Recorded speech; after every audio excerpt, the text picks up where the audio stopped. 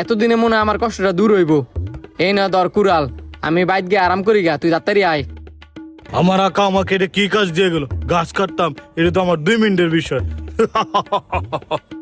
ইয়া! জিন্দা পাওয়াতে ভালোই হয়েছে, এবার যদি একটু আরামায়েশ করা যায়।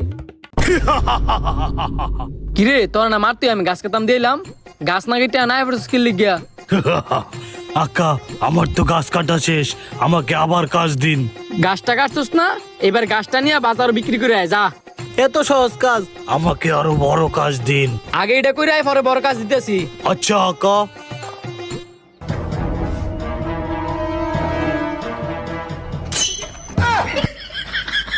আমার এদিকে ডরাই কেন মানুষ? আমি মানুষের উপকারে লেগে আইছি।